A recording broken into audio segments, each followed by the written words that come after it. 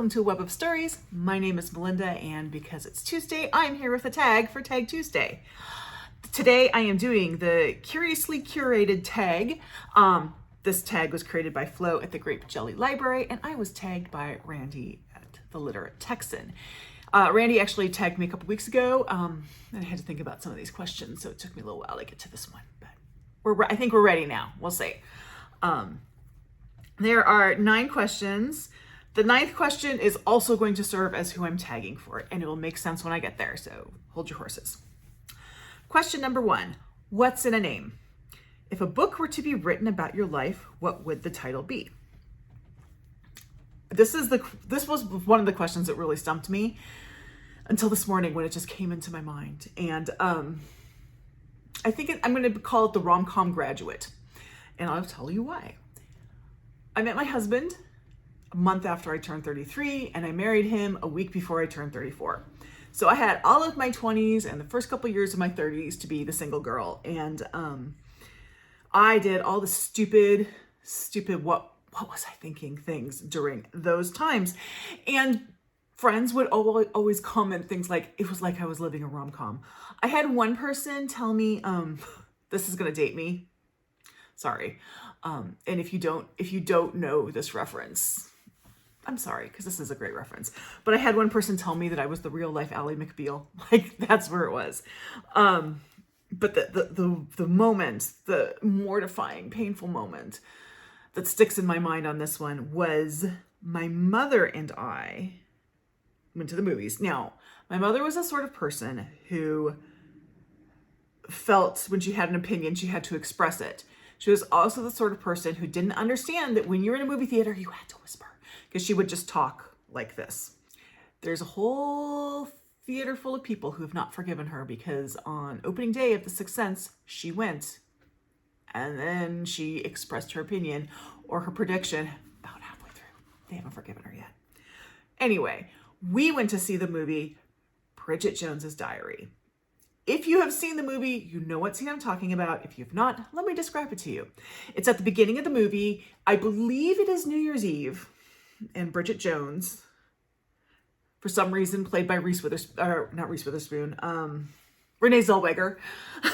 I still don't understand why she was playing that role. Anyway, she's in her little London apartment, and it's, I believe, New Year's Eve, and she's getting drunk by herself and singing along to All By Myself, and the voiceover is talking about how she can't find a guy, life's unfair, life's passing her by, she's going to be alone forever. My mother turns to me in the middle of the movie theater and says, just like this, I bet you can really relate to this, can't you?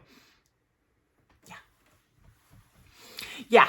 Mm-hmm. So yeah, I'm going to call myself the rom-com graduate because luckily I love my husband. I plan to be married to him for the rest of my life, so I won't ever have to revisit that. But yeah, I was kind of like living my own little uncomfortable rom-com there for a while. So there you go. Number 2, oops is a 4-letter word. Have any of your books fallen victim to tragedy, and what factor played a part in your book's demise? No. I mean, I can sit there and think about this, and I can't think of a single time nope. I thought about this for 2 weeks. I couldn't think of anything, and now I thought of something. I was like, I don't know, 9 or 10, and we tended to take road trips growing up for vacations. My father was a long-haul truck driver, so he would say he was figuring out new routes, and then he'd write it off. I don't think that's legal, but whatever, that's what he did. We also tended to take road trips that kind of went through Nevada. And my father likes to gamble. Well, he doesn't do that anymore, but he's still alive. When I say past tense, it's because he doesn't gamble anymore. At least I don't think so, but he is still alive. But we would go there, and so I'd be stuck in a casino, in the arcade for hours. I had nothing to do because there's really, unless you're at Circus, there's really nothing to do for a kid in a casino. This was before Las Vegas became kind of family friendly, because this is the time when Las Vegas was casinos, and that was it. And we were somewhere in Nevada, probably Reno or Las Vegas, and I had a library book with me. Can't remember the title of it, but it was about 2 sisters who were ballerinas. And I was in the arcade reading a book because I was out of quarters. And I don't say the book died. I don't think anything happened to the book except I left it there. And that was the first time I lost a library book, and I had to pay for it with my own money. So there. Moral of the story is, don't take your kids to Vegas if there's nothing for them to do. Like, if you're doing a family vacation, don't do that. Just don't do it. Anyway, whatever. Question 3. Tell me all about it. How do you personally feel about DNF'ing a book, and what effect, if any, does it have on you? Okay, so I have a complicated relationship with DNF'ing. Generally, I think it's a great idea. Life is too short to read books you don't like. I was raised never to DNF, so it's hard for me to personally, it's hard for me to DNF. I have finished many a book that I wish I hadn't. I'm working on being better about DNF'ing. It's a me issue. Generally, I think you should DNF, but as I said, it's a me issue that I'm getting over. But yeah, life's too short to read books you don't like, and it's just because you DNF a book doesn't mean it's a bad book. You are not hurting the book's feelings. The book is an inanimate object without gender. If you've seen one of my past videos, you know what I'm talking about. It has no feelings, none whatsoever. And unless you personally know the author and the author gave you the book and said, tell me what you think about it, you're not hurting the author's feelings either. Or unless you're an author who goes after people who say even the most slightest critical things about them on social media, terrorist string follow. Anyway, you're not hurting anyone's feelings by DNF'ing a book. And if someone gives you their favorite book and they love it, they shouldn't be upset if you DNF it, because it's not necessarily, I mean, sometimes it is. Let's just be fair and honest here. Sometimes it is a commentary on the book when you DNF, but sometimes it isn't a book for you, and that's that. There you go. The next question. The sound of silence. It is said that silence is golden when reading a book. Can you comprehensively read amongst the chaos and chatter, or do you require a hushed atmosphere? Silence. I love silence. I get so little of it these days. In this case, it depends on the book. If I am reading a kind of lighter read, I'm usually fine with a little bit of background noise. And sometimes if there's people in the house moving around or stuff, I will put in my AirPods that are noise canceling and put on like an ASMR room of I don't know, wind or something, just to kind of block it out. But so it's still noise, but it's more ambient. But if it's a book that I really need to retain the information, or if it's a book that's more complex language, then I need it to be quiet. That's one reason why I can only read Jonathan Strange and Mr. Norrell when my kids are at school, because my kids are loud. And so I need to read it at lunch. And even then it's hard, because sometimes my husband comes down and sees me reading and thinks that means I'm bored and I need to talk to him. And it's not what it means. Oh well. Okay. Number 5. It's all in the details. Choose 5 words that best describe your feelings towards book banning. If you know anything about me, you know that I am an anti-book banning warrior. I fight against those things like you wouldn't believe. So this is how I feel about book banning. Hypocritical, stupid, fascist, evil. No, I'm not going to say that. I'm not going to get too political there. I can't remember I should have a 5th one. Oh, just dumb. It's just a stupid thing to do. I'm going to go on a little tangent here. I'm sorry. So, we have an election day coming up in a couple days in, my area. The only people up for election are school board members, and there are 3 positions open. And there are some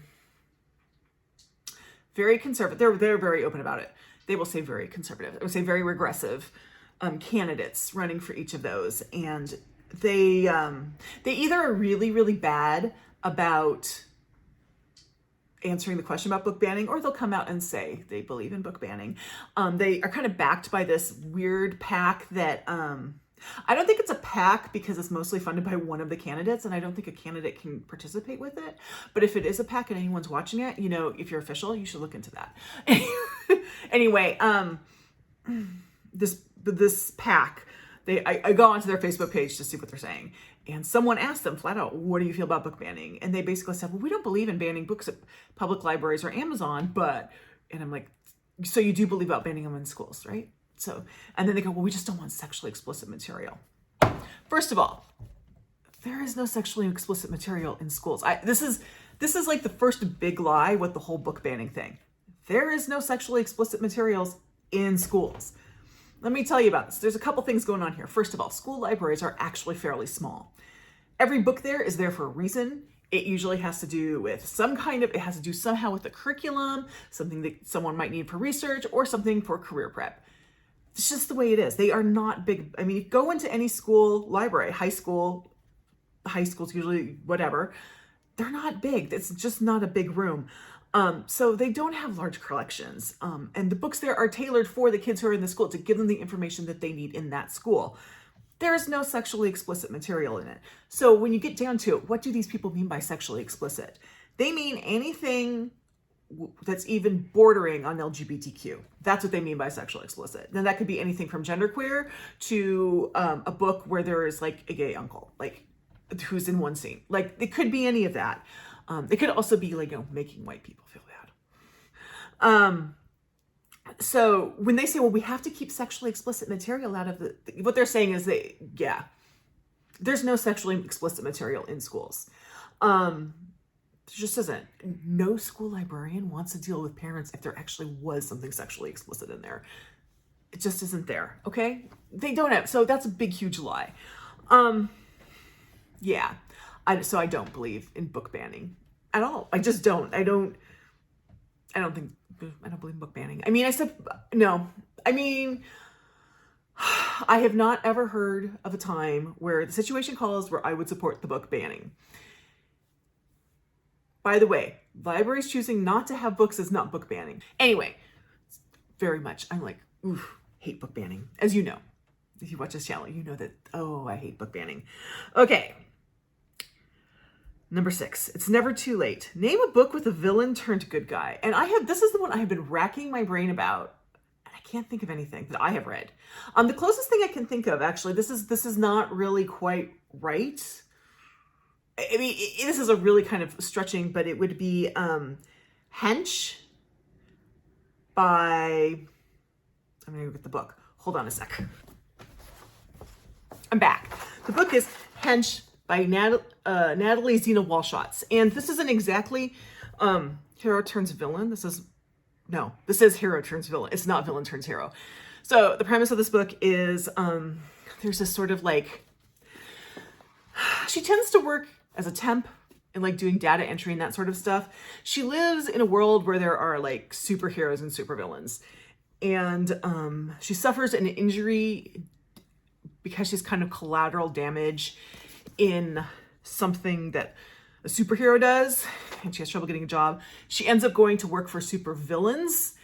And so I guess the villains are kind of, they're villains, but they're not,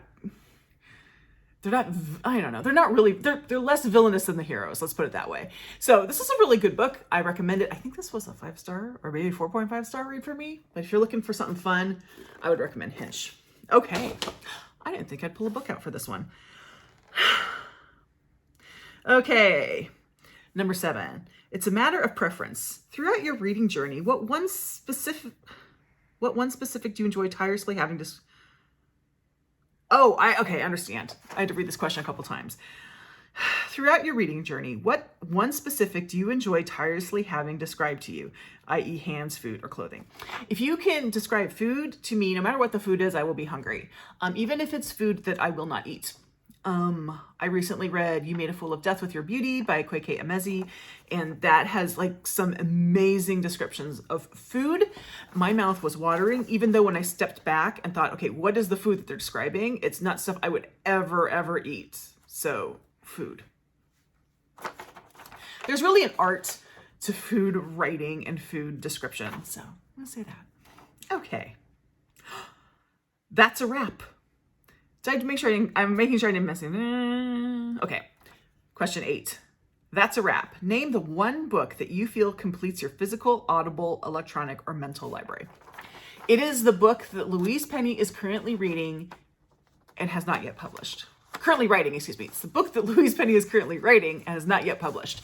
I don't know what that book is, and even when the one she is actually currently writing is published, it will still be, my answer to this question will still be the book Louise Penny is currently writing and has not yet published. There you go. That's one of those answers that just keeps on going and going and going. I love the Gamache series. It is my comfort read. Love it, love it, love it. Okay, so this is the last question. The question itself does not specifically tag people to do this, but I'm going to say that this also will tag people. So the question is, lend a helping hand. Recommend 3 booktube channels that need a boost in subscriptions, and then go and subscribe to their channels. I'm assuming that means you watching this would go subscribe, because I already subscribed to all these people. So first one Chaotic Librarian. I love her channel. She is in Norway. She is, I think she is a librarian, but she's in, she's in seminary now, I think.